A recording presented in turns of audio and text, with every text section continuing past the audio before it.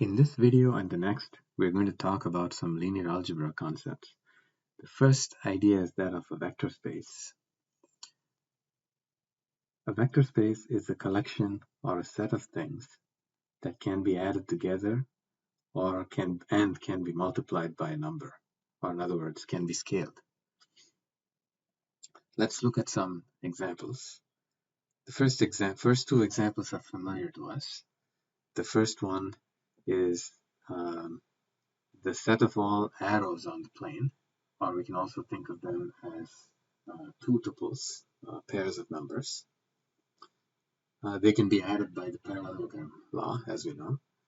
The second example is the set of all arrows in 3D or three tuples, which can also be added by the parallelogram law, and they can also be scaled.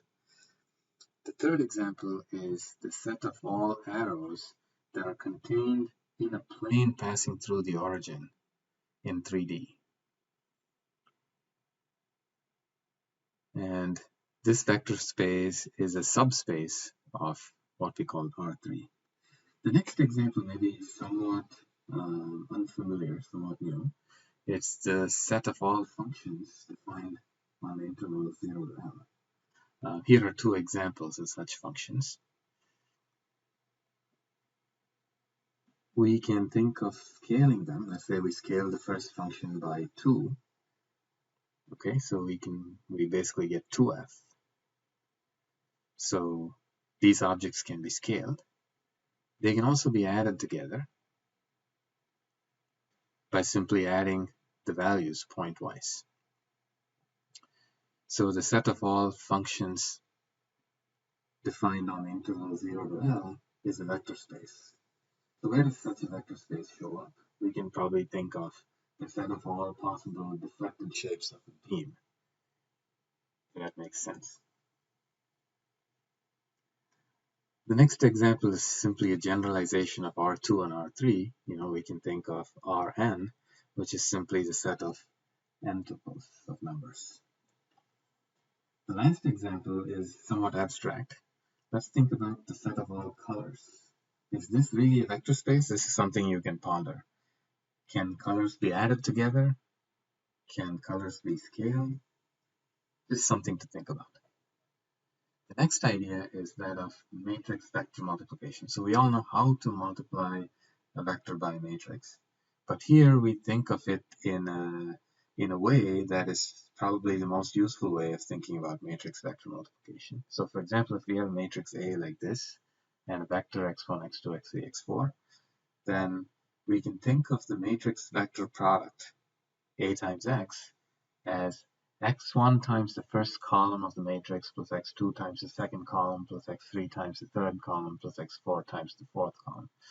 So matrix vector multiplication is really doing a linear combination of the columns of the matrix. This is the most useful way of thinking about matrix vector multiplication. So matrix vector multiplication can be thought of as taking an input, in this case from R4. Remember, the input space is called the domain from a previous video, and produces outputs in R3. So we write A takes R4 to R3.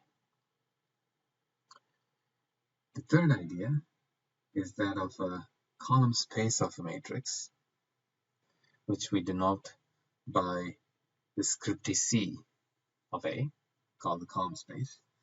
This is the vector space formed by all possible linear combinations of the columns of A.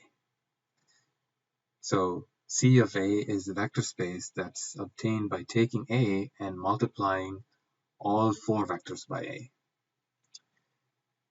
It seems like multiplying a 4 vector by A should produce vectors in R3, but not all vectors in R3 can be produced in this way. You can check that 0, 0, 1 cannot be produced by multiplying any 4 vector by A. So just to understand these things better, try the following lines in MATLAB. First, define A. Define 3 vectors, B1, B2, and B3. We're going to see which of these 3 vectors, B1, B2, and B3, lie in the column space of A, and which don't.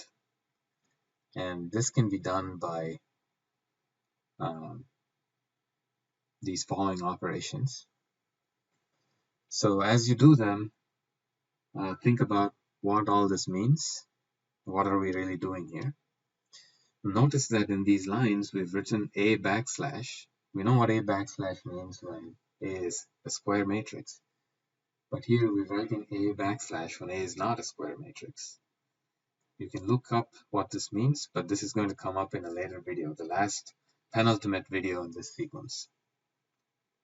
And from this, do you see that B3, 0, 0, 1 does not belong in the column space of A?